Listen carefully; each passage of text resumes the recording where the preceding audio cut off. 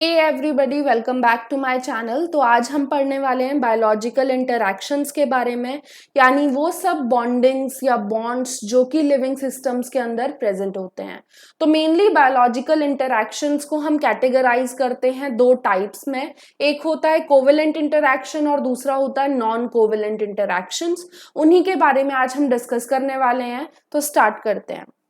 सबसे पहले हम पढ़ेंगे कोवेलेंट इंटरैक्शंस के बारे में। कोवेलेंट इंटरैक्शंस होते क्या हैं? तो ये वो इंटरैक्शंस हैं जो जब बनते हैं जब दो एटम्स या दो से ज्यादा एटम्स इलेक्ट्रॉन शेयर करते हैं। So these interactions are only formed when there is sharing of electrons. अब ये जो शेयरिंग है इलेक्ट्रॉन्स की, ये वन पेयर की भी हो सकती है, मोर पेयर्स की भी हो सकती है। तो कोवेलेंट इंटरैक्शन सिर्फ शेयरिंग ऑफ इलेक्ट्रॉन से ही बनेंगे, हमेशा याद रखना। और ये इंटरैक्शंस काफी ज्यादा कॉमन है लिविंग सिस्टम्स में। So these are very common, these are very strong.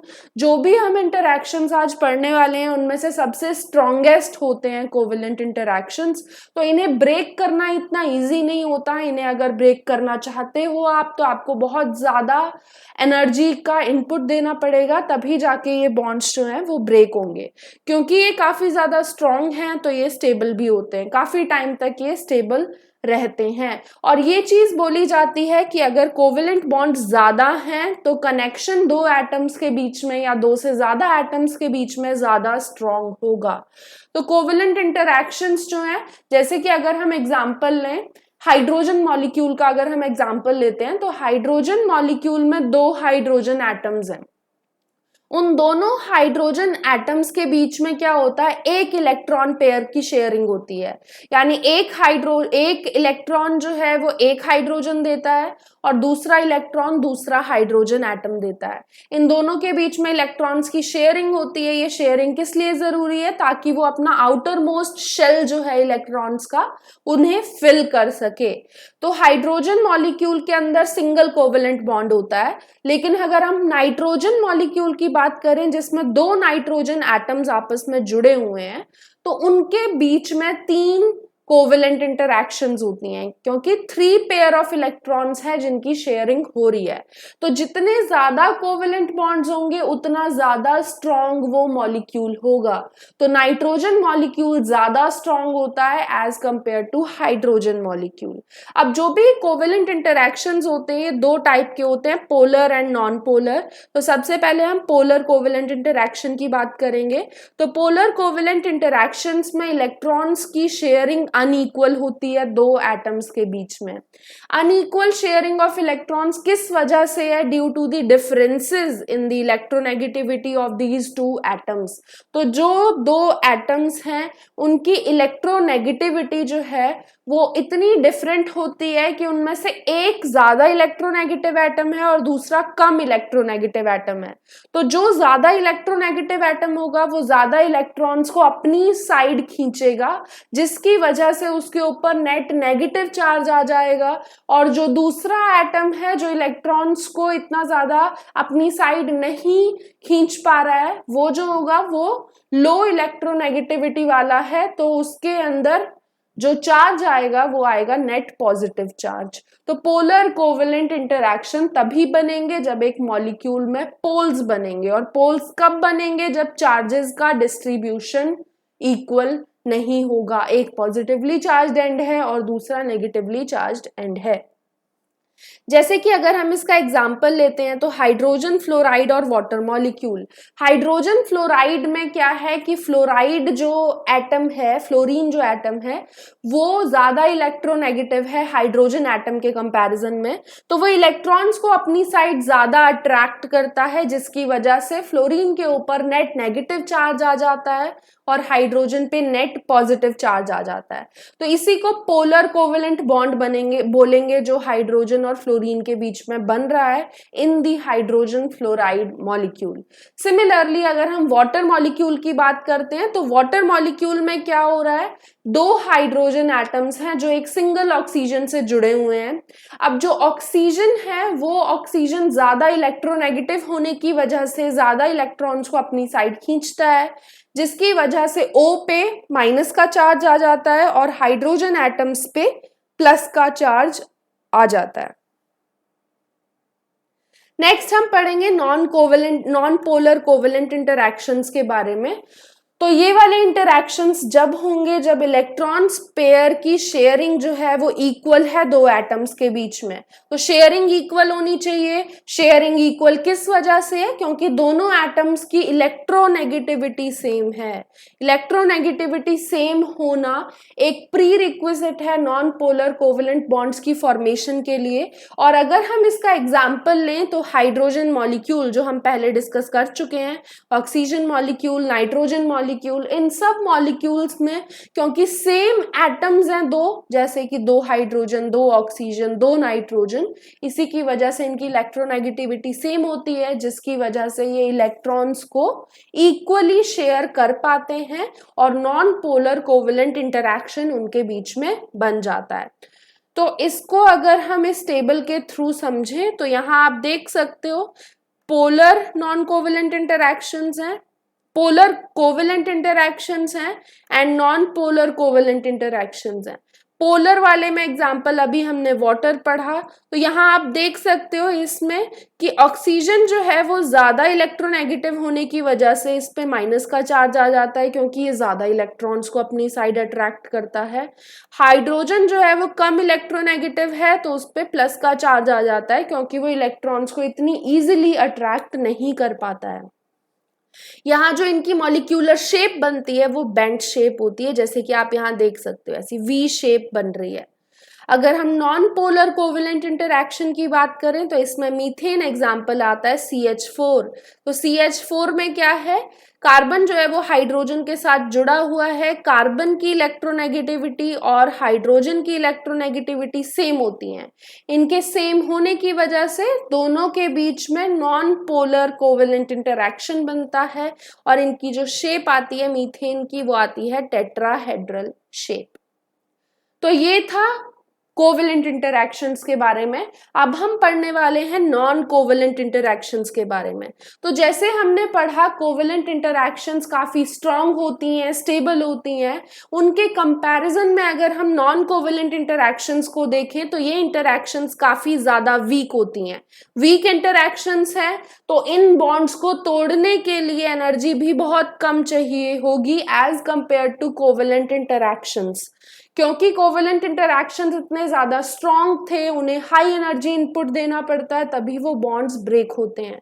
Non covalent में ऐसा नहीं है, ये वीक इंटरैक्शंस होते हैं तो कम ही एनर्जी में ये ब्रेक इजीली हो जाते हैं। इसके बहुत सारे टाइप्स हैं जो हम एक एक करके डिस्कस करेंगे। तो फर्स्ट टाइप है आयनिक बॉन्ड। तो आयनिक बॉन्ड्स जो होते हैं कब बनेंगे, जब दो एटम्स जो हम यूज कर रहे हैं बॉन्ड फॉर्मेशन के लिए वो दोनों ऑपोजिटली चार्ज्ड हैं। यानी एक जो है वो पॉजिटिव आयन है जैसे कि कैटायंस और दूसरे जो हैं वो नेगेटिवली चार्ज्ड हैं और उन्हें हम बोलते हैं एनायंस। तो आयनिक बॉन्ड्स जो हैं तब बनते हैं जब there is electrostatic attraction between positively charged ions and negatively charged ions. और ये जो चार्जेस का डिफरेंस है ये लार्ज होना चाहिए, यानी जो इलेक्ट्रोनेगेटिविटी है दो एटम्स की वो लार्ज होनी चाहिए तभी आयनिक बॉन्ड्स बनेंगे, वरना कोवेलेंट इंटरैक्शंस ही वहां बनेंगी। आयनिक बॉन्ड्स जो हैं वो सबसे ज्यादा स्ट्रॉन्ग होते हैं as compare to other non covalent interactions. अब यहाँ कंफ्यूज ये मत होना कि अभी हमने पीछे पढ़ा था कि कोवेलेंट इंटरैक्शन सबसे स्ट्रॉन्ग होते हैं, मैं वही चीज बोल रही हूँ। कोवेलेंट इंटरैक्शंस जो हैं सबसे स्ट्रॉन्ग हैं, नॉन कोवेलेंट इंटरैक्शन से भी ज्यादा स्ट्रॉन्ग हैं। लेकिन अगर हम सिर्फ नॉन कोवेलेंट इंटरैक्शंस के ही ग्रुप की बात करते हैं तो उनमें सबसे ज्यादा स्ट्रॉन्ग आयनिक बॉन्ड्स होते हैं। तो आयनिक बॉन्ड स्ट्रॉन्ग इंटरैक्शंस हैं as compare to other non covalent interactions. तो इन्हें तोड़ने के लिए दूसरे नॉन कोवेलेंट इंटरैक्शंस को तोड़ने के लिए जो एनर्जी चाहिए होती है उनसे ज्यादा चाहिए होती है। अब आयनिक जो कंपाउंड्स होते हैं जिनके अंदर आयनिक बॉन्ड्स प्रेजेंट होते हैं वो वाटर सॉल्युबल होते हैं। वाटर सॉल्युबल होने की वजह से there is hydration of ions, यानी जब भी आयनिक बॉन्ड्स जो है आयनिक कंपाउंड्स को आप पानी में डालोगे तो वहां जो ये ऑपोजिटली चार्ज्ड आयंस हैं इनके अराउंड वाटर मॉलिक्यूल्स जो हैं वो इकट्ठे हो जाते हैं, उनकी एक्यूमुलेशन को बोल रहे हैं हम hydration of ions. So there is hydration of ions, water soluble हैं ये bonds, and due to this hydration there is formation of solvation spheres. Solvation spheres क्या होंगे? जब वाटर मॉलिक्यूल्स उन आयंस के अराउंड एक्यूमुलेट हो जाएंगे तो वो एक टाइप का स्फीयर बना लेते हैं, जिसकी वजह से वो बॉन्ड इजीली डिसॉल्व हो पाएगा। तो there is solvation sphere formation in the ionic bonds. Next type का जो इंटरैक्शन है नॉन कोवेलेंट इंटरैक्शन, वो है हाइड्रोजन बॉन्ड। हाइड्रोजन बॉन्ड जब ही बनता है जब एक हाइड्रोजन बॉन्ड जो है वो कोवेलेंटली बॉन्डेड होना चाहिए एक बहुत ज्यादा इलेक्ट्रोनेगेटिव एलिमेंट के, एटम के, और दूसरा वहां लोन पेयर ऑफ इलेक्ट्रॉन्स होने चाहिए on another small electrostatic atom. तो इसका प्री रिक्विजिट है कि एक हाइड्रोजन एटम जरूर होना चाहिए और एक इलेक्ट्रोनेगेटिव एटम एटलीस्ट होना चाहिए। हाइड्रोजन बॉन्ड्स जो होते हैं सारे बॉन्ड्स के कंपैरिजन में लॉन्ग होते हैं और वीक होते हैं, काफी ज्यादा लॉन्ग एंड काफी ज्यादा वीक। तो स्ट्रॉन्गेस्ट सब में हमने पढ़ा कोवेलेंट, एंड वीकेस्ट सब में जो होंगे वो हाइड्रोजन बॉन्ड होंगे, सबसे लॉन्गेस्ट भी हाइड्रोजन बॉन्ड होंगे। हाइड्रोजन बॉन्ड बहुत सारे बायोलॉजिकल मैक्रोमोलिक्यूल्स की फॉर्मेशन में रिस्पॉन्सिबल होते हैं, जैसे डीएनए का जो जिप्ड स्ट्रक्चर होता है, यानी डीएनए के जो नाइट्रोजनस बेसिस हैं उन नाइट्रोजनस बेसिस के बीच में जो भी बॉन्ड बनता है वो बॉन्ड हाइड्रोजन बॉन्ड ही होता है। जैसे ए टी के बीच में, जी सी के बीच में जो बॉन्ड्स बनते हैं वो सब हाइड्रोजन बॉन्ड्स हैं। इसके अलावा जो प्रोटीन का टर्शरी स्ट्रक्चर होता है वो भी स्टेबलाइज्ड होता है by the presence of hydrogen bonds. अब जो भी ये हाइड्रोजन बॉन्ड्स हैं ये दो टाइप के होते हैं, इंटरमॉलिक्यूलर एंड इंट्रामॉलिक्यूलर।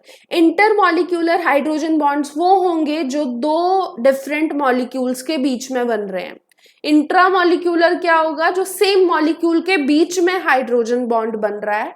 तो ये जो भी हाइड्रोजन बॉन्ड्स हैं ये बहुत सारी चीजों के लिए रिस्पॉन्सिबल है, जैसे कि प्रोटीन फोल्डिंग के लिए, प्रोटीन की बाइंडिंग लाइगेंड से, यानी एंजाइम सबस्ट्रेट से बाइंड करेगा तो भी वहां हाइड्रोजन बॉन्ड बन सकता है अगर नॉन कोवेलेंट इंटरैक्शन हो रहा है तो, या डिफरेंट प्रोसेसेस जो भी लिविंग सिस्टम्स में होती हैं वहां पे हाइड्रोजन बॉन्ड काफी ज्यादा बनता है। नेक्स्ट टाइप का जो नॉन कोवेलेंट इंटरैक्शन है वो है वैंडर वॉल फोर्सेस। अब ये जो फोर्सेस हैं तभी बनेंगे जब डायपोल बना हुआ है। डायपोल होता क्या है? जैसे मैग्नेट है, मैग्नेट के दो पोल्स होते हैं नॉर्थ एंड साउथ, तो उसे भी डायपोल बोलेंगे। डायपोल नॉर्मली एक मॉलिक्यूल में तब बनता है जब दो उसकी साइड्स जो हैं वो ऑपोजिटली चार्ज्ड हैं, उन दोनों पे चार्जेस अलग अलग हैं, एक पॉजिटिव है दूसरा नेगेटिव है। अब डायपोल्स परमानेंट भी हो सकते हैं या इंड्यूस्ड भी हो सकते हैं। आपने इंड्यूस किया है किसी और चीज को डाल के, उस मॉलिक्यूल की जो चार्जेस हैं दोनों एंड्स पे वो अलग अलग हो गए हैं, तो डायपोल की प्रेजेंस होनी चाहिए तभी वैंडर वॉल फोर्सेस बनेंगे। और यहाँ एक चीज बताई गई है कि अट्रैक्शन जो मॉलिक्यूल्स के बीच में होता है ये तभी ज्यादा होता है जब एक डिस्टेंस प्रेजेंट हो उन एटम्स के बीच में। उस डिस्टेंस को बोलते हैं वैंडर वॉल रेडियस। तो उस रेडियस के अंदर अगर मॉलिक्यूल्स प्रेजेंट हैं तभी उनके अंदर ये फोर्सेस जो होंगे वो ज्यादा स्ट्रॉन्ग होंगे, ज्यादा अट्रैक्शन होगी मॉलिक्यूल्स के बीच में।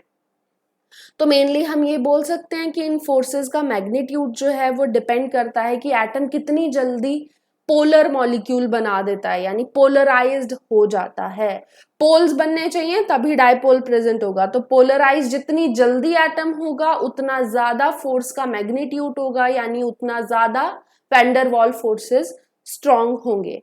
वैंडर वॉल फोर्सेस जो हैं ये रिस्पॉन्सिबल होते हैं उन्हीं सब प्रोसेसेस में जो हमने पीछे पढ़ा, यानी प्रोटीन की फोल्डिंग में, प्रोटीन की लाइगेंड से बाइंडिंग में, और बहुत सारी ऐसी प्रोसेसेस में। नेक्स्ट और लास्ट नॉन कोवेलेंट इंटरैक्शन आता है हाइड्रोफोबिक इंटरैक्शन।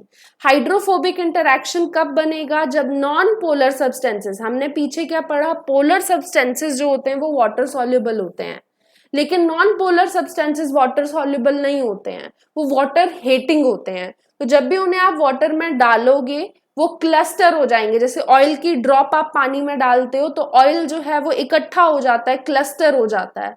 वही चीज यहाँ भी हो रही है। ये मेनली रिस्पॉन्सिबल होता है किस लिए? हाइड्रोफोबिक इंटरैक्शन की वजह से ही ये क्लस्टरिंग हो रही है।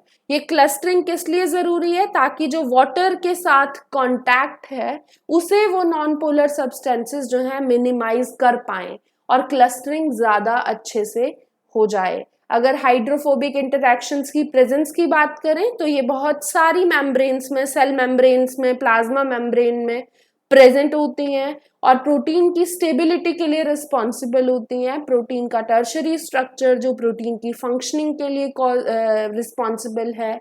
इसके अलावा प्रोटीन्स की स्टेबिलिटी, इन सब के लिए हाइड्रोफोबिक इंटरैक्शंस इम्पॉर्टेंट होते हैं। तो आई होप आपको ये सब चीज़ें समझ आ गई हूँ। आज हमने बायोलॉजिकल इंटरैक्शंस के बारे में पढ़ा, यानी covalent and non covalent interactions क्या होते हैं। आगे आने वाली वीडियोस में हम मेनली पढ़ेंगे बायो एनर्जेटिक्स के बारे में, यानी respiration, aerobic, anaerobic respiration. So stay tuned, good bye.